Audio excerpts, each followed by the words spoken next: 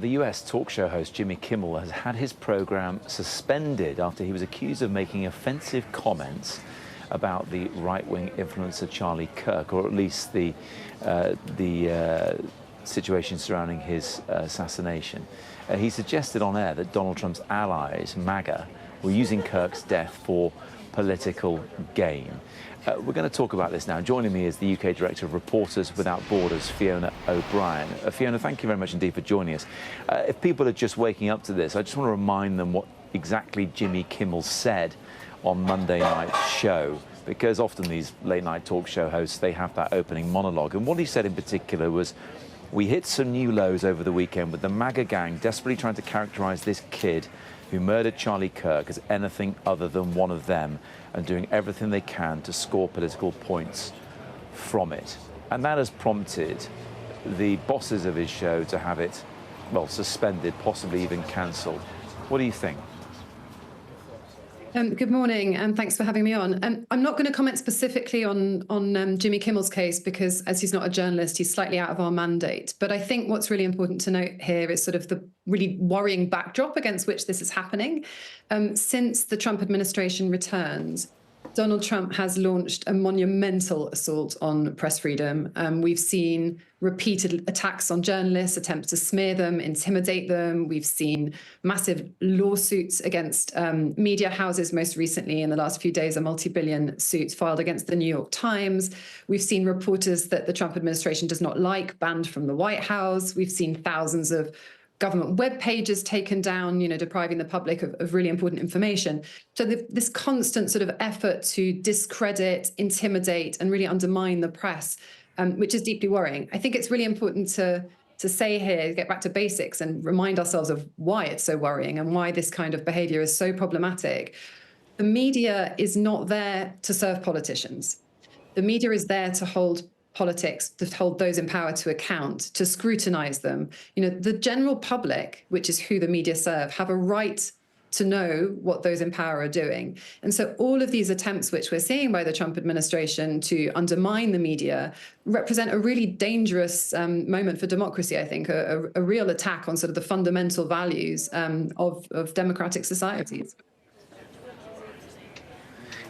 There's governments and elected officials doing one thing, there's private companies doing another. If you speak to, as I have this morning, Republicans in the US, they say, well, look, ABC is a private company, Disney that owns it is a private company, they can do what they like. But is the issue here that those private corporate entities feel under pressure from the White House to toe their political line?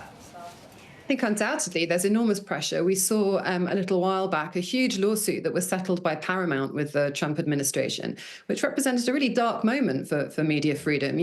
What happens is this kind of what we would call a chill effect. So if you know that you're likely to be pursued because you say certain things, you're less likely to say them. And that puts a real sort of blockade on the type of free press which we need to see in order to properly hold power to account.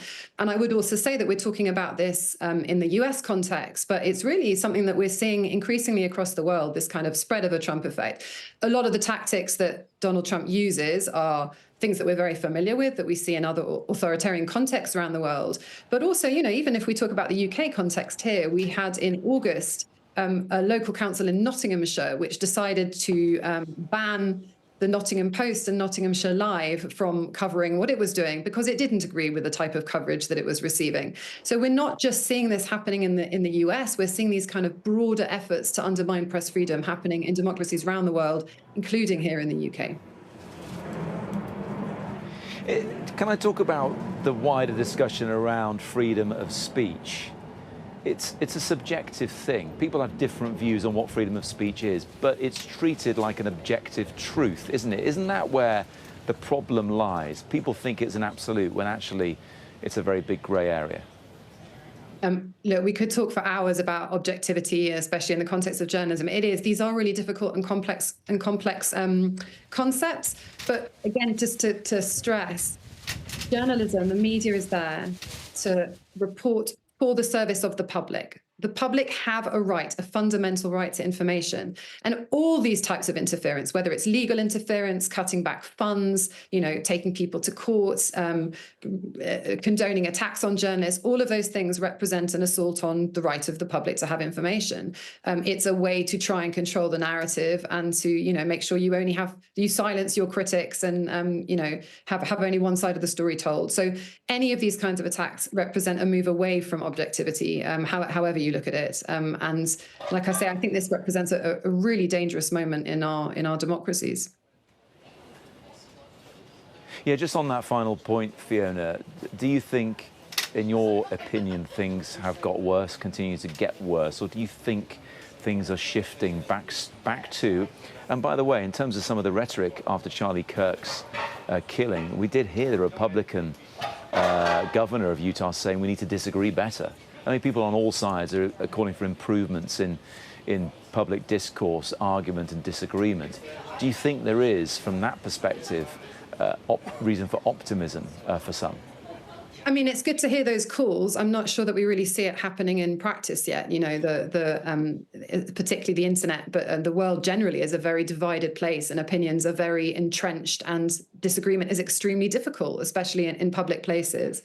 I think, we put out every year a World Press Freedom Index, which looks at, takes a step back and looks at press freedom all around the world. And that shows year after year that things are declining. Freedoms are slipping. There is a backslide on freedoms, including press freedom. The data suggests that, shows it again year after year. We're seeing it in the States. I think in the United States in particular, no one expected President Trump to have a warm relationship with the media, given what happened in his first term. But I think all of us, including at Reporters Without Borders, have been really taken aback by the kind of ferocity and speed of his assault this time around.